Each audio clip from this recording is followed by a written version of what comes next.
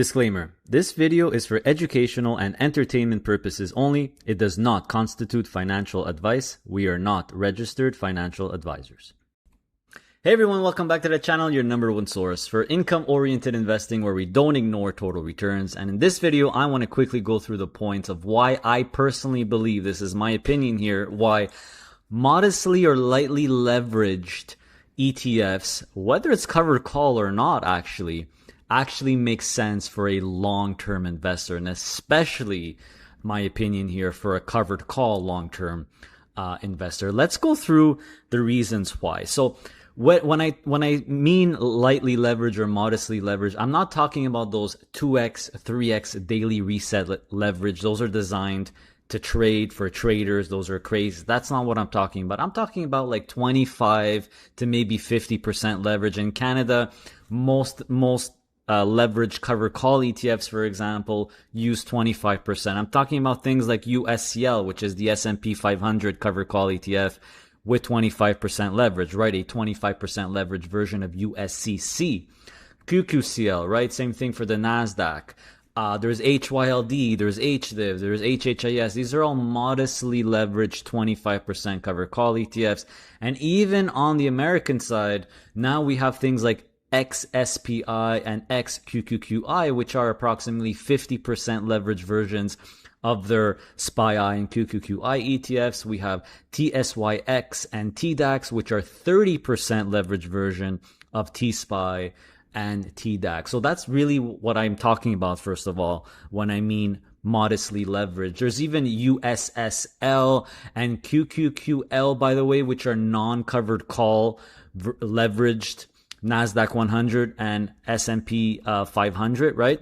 I'm talking about this one here. Sorry, I forgot to bring it up, but you have USSL. There's also QQQL, which is just the S&P 500, just the NASDAQ 100, no covered calls, but 25% leverage. So that's what I mean when I mean modestly leveraged, okay? Not the 2x, 3x crazy trading ones. Now, let's go through the points of why I feel this completely makes sense for a long-term investor, whether you're a growth or a covered call investor. Number one, the rates are low, right? So in Canada, they use borrowed money. They borrow money. It has to do, the rate that they pay has to do with interest rates. Interest rates are very low in Canada. They're probably about to come down later on in the US, although we don't know now with the Iran thing. But either way, we're in a low interest rate environment.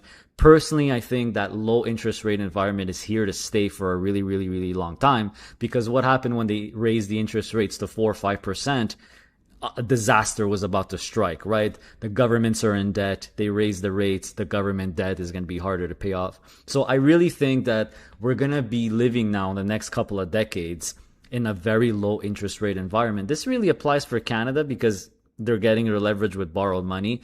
On the US side, they don't even do it that way. Either they use options like NEOS and swaps like Tap Alpha. That point really is more for the Canadian ones. Second reason, very amazing, very important, probably my favorite. It's hands-off leverage. It's not you borrowing the money, you taking margin in your account, right? This is the fund manager doing it for you. It's integrated in the ETF. They're the experts. They probably get much better rates, borrowing rates than me and you can. This is a no-brainer, guys. I just love the fact that it's included in the ETF. It's really hands-off leverage. And you know, an institution like Global X that has 40 billion in their AUM, I think they're going to get better borrowing terms than me and you can.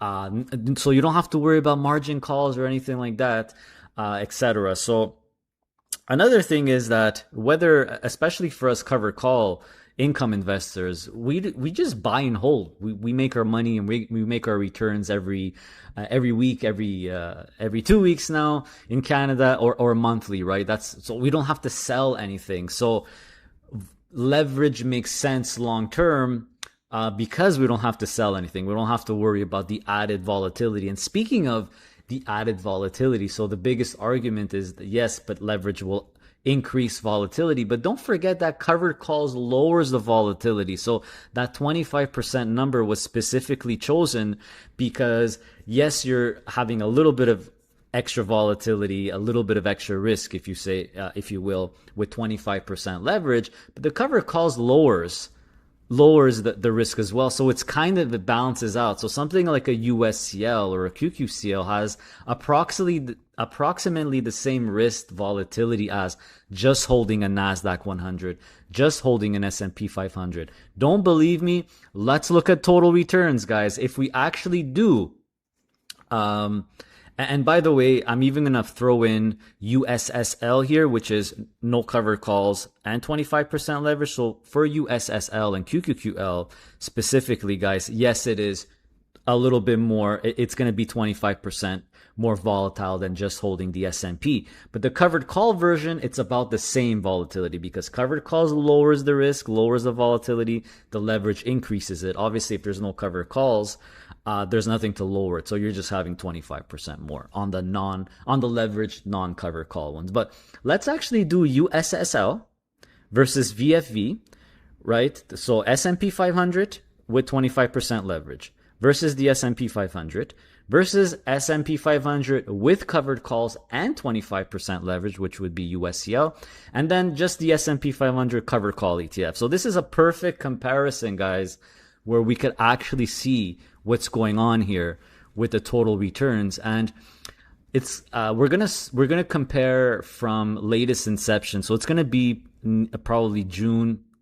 Common inception. The last one was USSL that came out. So it's about a year and a half of data. So I know it's not a crap load of data, but it is over a year. We could at least see the trend. Okay, so we're starting the total return in June of 2024 until February of 2026.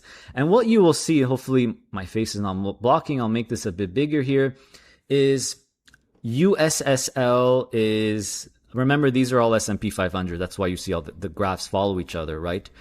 USSL is in first place. So S&P 500 with no cover calls and 25% leverage, you see that it's outperforming VFV. So even if you're a growth investor, long-term growth investor, I'm sure you believe the S&P 500 is going to go up over time, right? In the next 5, 10, 15 years. So this is why would you hold on to just an S&P 500? Why not get a little bit of leverage like USSL? I think USSL and QQQL are extremely underrated. In my opinion, maybe it's a little bit less known, but you'll see that it's beating VFV, right? It's beating just holding the S&P. Obviously, when markets are down in that period of time, it's going to do worse, but you're not a trader. We're investors. We only care about the next 5, 10, 15, 20 years plus, right? So even for a growth investor, guys, in Canada, a USSL or a QQQL makes much more sense, in my opinion, versus a VFV for the S&P or a QQC when it comes to the NASDAQ, which we're going to check in a second. Now, the covered call ones is even more important for my viewers, for us. So you see that USCL, the leverage version of USCC, is outperforming as well. In fact, it's actually outperforming the S&P 500 itself right now in this time frame. So essentially, the covered calls with a little bit of leverage, you'll have similar total return to just holding the S&P 500. The one without the leverage and the cover calls will most likely always underperform. So USCC long term is always going to underperform VFV, guys, in my opinion. So you could really see how that little bit of leverage really shines in both cases, whether you're a cover call investor or a growth investor. If we do the same thing for the NASDAQ, so we'll do QQQL, which is just the NASDAQ 100 with 25% leverage versus just the NASDAQ 100, right? The Invesco QQC, which is the QQQM of Canada, QQCL, NASDAQ 100 with covered calls and 25% leverage versus the non-leveraged cover call one, QQCC. Cover calls, no 25% leverage. So if you do the total return, so again, we don't have much data here starting in June 2024 until end of February, you'll see that the leverage versions are both ahead. You'll actually see the one with the cover calls and the leverage is actually slightly outperforming right now QQQL, which I expect in the future after a certain period of time that QQQL will always be number one, my opinion, long term, right? But you see again where the leverage is important and where it can really make a difference in your total return. And again, this is all hands-off leverage. You're just buying a different ETF, and you could see really that it matters. So the Nasdaq's been doing not that great lately. So the actual QQCC is actually beating QQC, which is surprising, but I think that'll change. But I'm really focused on the leverage ones here. You could see how it really makes a difference. So hopefully I'm proving my point here. And obviously on the US side, there's not much total return data here for the NEOS ones and the Tap Alpha ones because they just recently came out.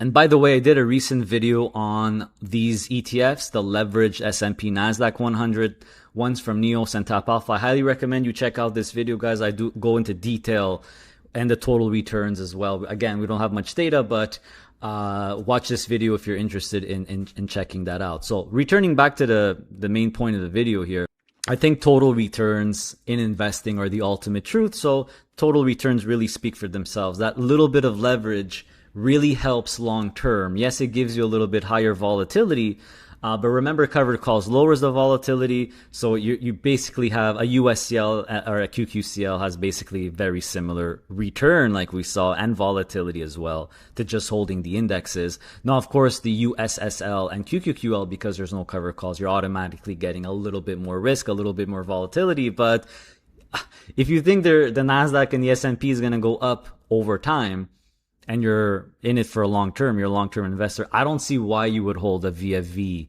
and not a USSL. I don't know why you would hold a QQC instead of a QQQL. That's just my opinion. If you're a growth investor. So the key really is, guys, if interest rates in Canada are like 2-3%, remember that these guys get, especially in Canada because they use regular borrowing, if they're getting borrowing money at 3.5%, because obviously you have to pay a little bit higher than the interest rate. So let's say 3.5-4% interest. Let's just say, I'm just estimating here. But the S&P 500 on average goes up 10 to 12% a year. You have enough spread for it to make a lot of sense. If interest rates would be at 10%, then maybe it's not going to make that much sense.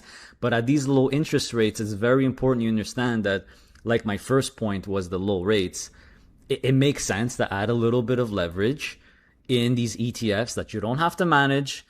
These fund managers know what they're doing. No margin, you don't have to worry about margin calls. It's only 25%. It's just a little bit, but it could really make a difference long term for your total return. So let me know what you think, guys. Do you agree with me? Do you disagree with me? If you disagree and you're a long-term investor, let me know why you think leverage makes no sense. It definitely makes sense to me, as I've outlined and shown with the total returns. Don't forget to like the video, subscribe to the channel. Trying to hit 250,000 subscribers, guys. I would really appreciate it. Make sure to check the links in the video description below. If you want to support this channel even more than liking and subscribing, hit that little join button, become a PII Inner Circle member, everyone. I would really appreciate it. You get access to all kinds of exclusive member videos, like early portfolio unveils, access to my parents' retirement accounts, my grandparents' retirement accounts, all accounts unveiled, and other Q&A session exclusive where you could ask me anything, all kinds of other things. Hit that little join button to get more info.